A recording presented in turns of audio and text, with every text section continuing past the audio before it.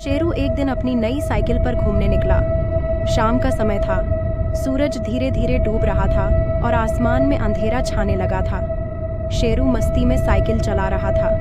रास्ते में पेड़ और घर तेजी से पीछे छूटते जा रहे थे। उसे एहसास भी नहीं हुआ कि वह गांव के किनारे बने पुराने कब्रिस्तान के पास आ गया है। कब्रिस्तान का इलाका काफी सुनसान था। चारों ओर घने पेड़ थे जिनकी टहनियां सूखी और मुड़ी टुड़ी लग रही थीं। हवा भी धीरे धीरे तेज हो रही थी जिससे पत्तों की सरसराहट हो रही थी। शेरू की साइकिल की घंटी अचानक बजने लगी जबकि उसने उसे छुआ भी नहीं था। यह देखकर शेरू थोड़ा घबरा गया, लेकिन उसने सोचा कि शायद साइकिल में कोई दिक्कत होगी। जैसे ही वह कब्रिस्तान के पास पहुंचा, अचानक उसकी साइकिल की चेन उतर गई। वह साइकिल से उतरकर चेन चढ़ाने लगा।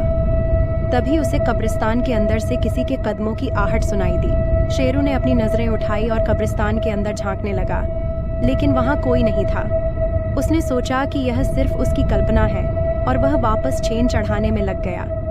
लेकिन फिर उसे एक धीमी सी आवाज सुनाई दी। शेरू ने झट से अपने चारों ओर देखा, लेकिन कोई दिखाई नहीं दिया। उसका दिल तेजी से धड़कने लगा। उसे यकीन हो गया कि कुछ तो गड़बड़ है। उसने जल्दी से साइकिल उठाई और तेजी से वापस जाने के लिए तैयार हो गया। लेकिन तभी कब्रिस्तान का गेट अपने आप चरमराते हुए बंद हो गया। अब शेरू के पास वहां से निकलने का कोई रास्ता नहीं था। तभी उसने देखा कि एक सफेद धुंध सी आकृति कब्रों के बीच से उठ रही है। वह धीरे धीरे शेरू की तरफ बढ़ने लगी। शेरू की आंखें डर के मारे बड़ी हो गईं। उसकी साइकिल अब चालू नहीं हो रही थी और वह अपनी जगह से हिल भी नहीं पा रहा था। धुंध ने धीरे से कहा, तुम्हें यहाँ नहीं आना चाहिए था शेरू, अब तुम मेरी दुनिया में हो। शेरू का गला सूख गया। उसने साइकिल को वहीं छोड़कर भागने की कोशिश की, लेकिन उसके पैर जैसे जम गए थे। तभी अचानक उसकी जेब में रखा छोटा खिलौना टॉर्च चालू हो गया। टॉर्च की रोशनी धुंध पर पड़ते ही वह आकृति धीरे धीरे गायब होने लगी। शेरू ने मौका देखा और जोर से दौड़ लगा दी। आखिरकार उसने कब्रिस्तान का दरवाजा खोला और बाहर निकल आया। उसकी साइकिल वहीं रह गई, लेकिन शेरू ने पीछे मुड़कर नहीं देखा और सीधा अपने घर की ओर भागा।